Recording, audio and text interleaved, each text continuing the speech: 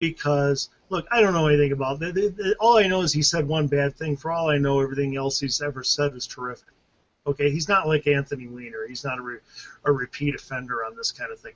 But what he did was incredibly selfish and sent a message to conservatism, the GOP, the Tea Party, and everybody on our side. I only care about me, and I don't care what this does to you.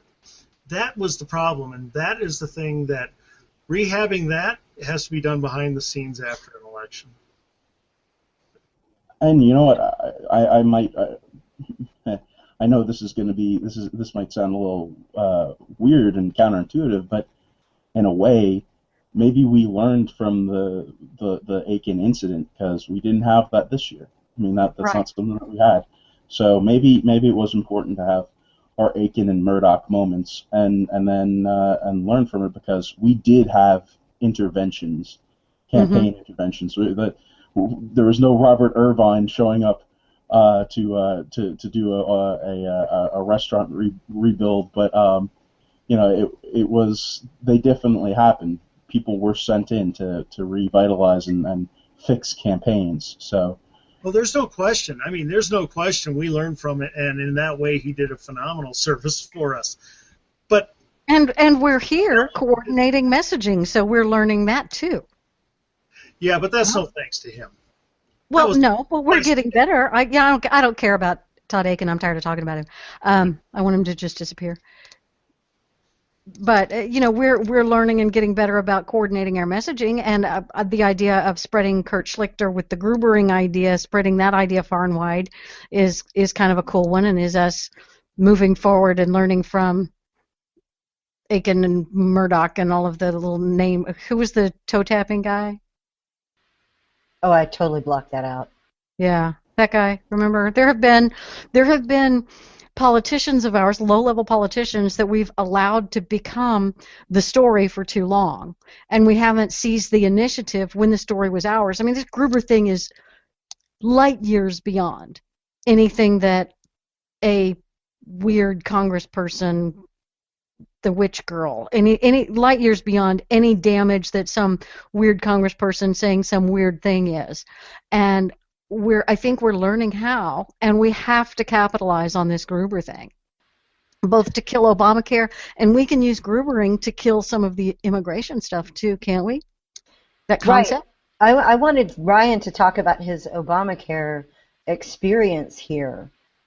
He was gonna bring that up too, and talking about he got Grubered? A real person who really was harmed and has just this horrible wrench in his plans here.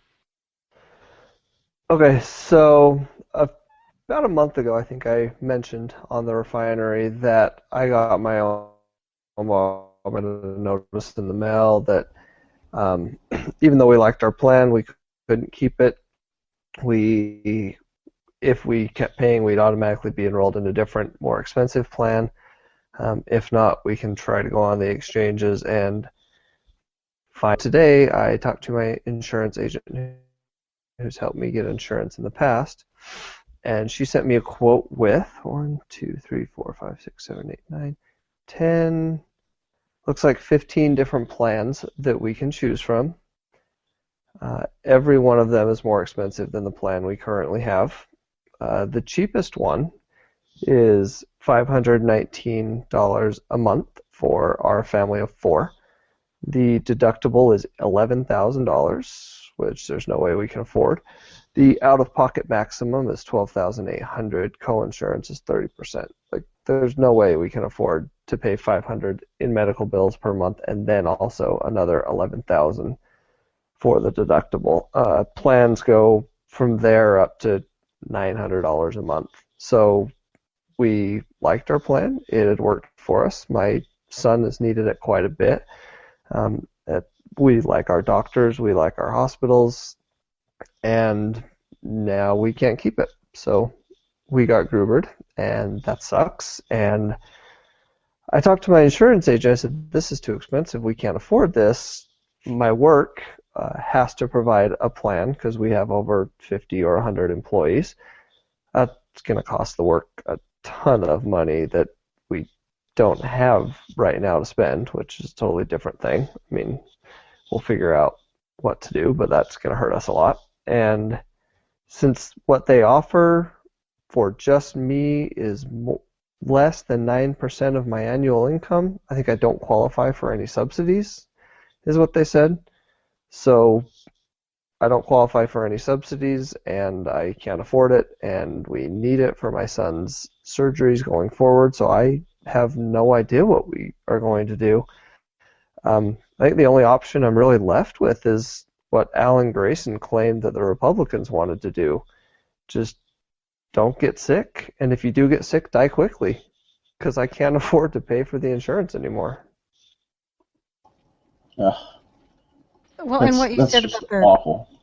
Yeah, what you said about the lowest cost plan is something that I think people are beginning to understand. There are a lot of people, Obama will toss out the numbers of how many millions of people have gotten insurance that didn't have insurance before, and those numbers are all grossly inflated, but he tosses out those numbers anyway. But for a large number of those people, they've got the bronze plan, they got the lowest cost plan that they were required by law to pay for, and the coverage that they're getting has such a high deductible, like a $12,000 a year deductible, and they have $200-300 a month or whatever just for them. They are effectively still uninsured because their deductible is so high, their premium is to get a reasonable premium, they have such a high deductible that for medical care, they're going to go to the Walmart medical clinics and they're going to pay cash. So we are effectively raising taxes on people. They're paying their monthly health care premium is just a tax, even though it's going to an insurance company. It all rolls up to the government because that pays for free medical care for the really indigent, and they end up, and these people who have the low insurance, they are effectively uninsured. They're in the cash medical care market, so we're going to see an explosion of more and more of the neighborhood quick clinics and the emergency centers, and this is where you go when you have a cold because people are just going to become cash medical customers.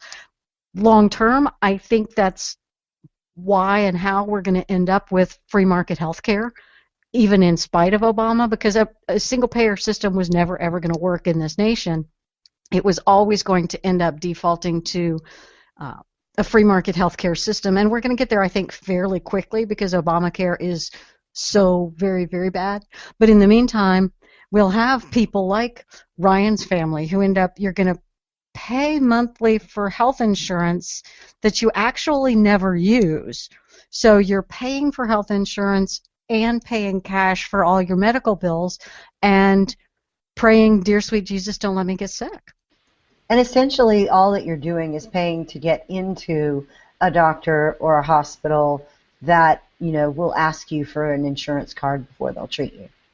Right. Well, that's the purchase of what you're purchasing is a card that a doctor will look at and say, okay, well, I can treat you. So here's my question then. If you have people who are having to pay for insurance plans that they can't afford, and then they do incur medical bills that they can't pay, then what?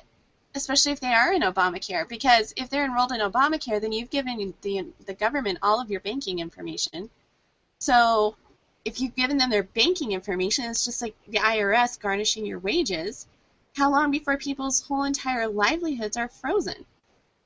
I would imagine not too long. I mean, first they'll start withholding any of your refunds at the end of the year, and then they'll start garnishing your wages. So people will figure out ways around that. They will work in the tipped economy. They will work in the cash economy so that they don't have wages that can be garnished.